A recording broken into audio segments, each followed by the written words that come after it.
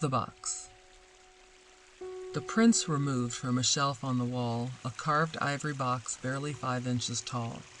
He studied the work, traced each line with his hand, felt that the workmanship was unknown to man. The corners were golden, trimmed with the sun. Each hinge was a masterpiece, second to none. But in spite of the hinges, the clasp and the pin, it baffled the prince which way to get in. For days, many months, he struggled and tried to open it up to see what's inside. But the box, it eluded. Answer lay hid. In mindless determination, he tried the small lid. It never occurred that he used any tool. Somehow he knew, like some unwritten rule, that his hands and his heart would open the prize. He'd researched and asked the old and the wise. Many had told him to set the box down, to handle it not, or to sell it in town. Pack it away, let it gather much dust, forget silly notions, ignore them he must. A plan was devised to help the prince sleep. The small box was stolen and buried quite deep. In the moss-covered garden near a wall of decay, the priests of the castle hid it safely away. When its absence was noticed next morn by the prince, he refused to eat, take no sustenance. The wise men were baffled, their plan had backfired. The once handsome prince now grew haggard and tired. Many days passed and he seemed to go mad, wandered the gardens empty and sad, till one day a shy child of the gardener's wife took the hand of the prince and saved the man's life.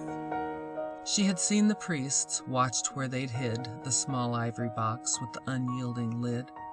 Together they dug, his soul barely living. The child gave him strength she was loving and giving. Nestled in linen, he found it that day, pulled it up from the grave, and he wept in dismay, for the gold had tarnished from days of neglect.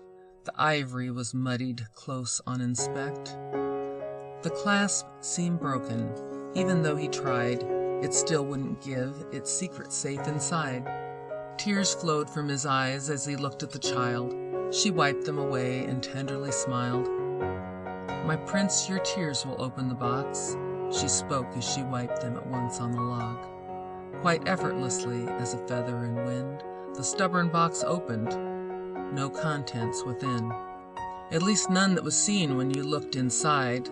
But the prince's eyes widened, saw the face of his bride, and several small children, his parents and others, the soft, tender faces of sisters and brothers.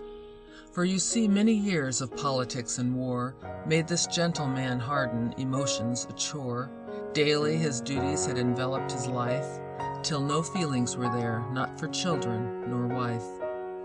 Then the box had appeared on the shelf in the hall, held the love that he'd lost, but had not lost at all. Prince was elated, turned to thank child.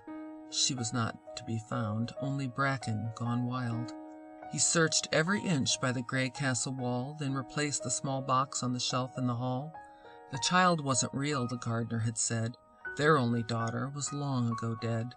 She died in the garden, lost her step on that wall, a loving, beautiful child missed by us all. So the prince changed his life and once again loved. He knew he'd been visited by an angel from above. A small shy cherub had watched over his soul, gave him back his life, made love his new goal. The prince became king as time marched on, and all people said he was kindly and strong. At the start of each day the king pondered the box on the shelf in the hall with the green tarnished lock. He'd send a swift prayer to the cherub above, that sweet little child who'd showed him where to find love.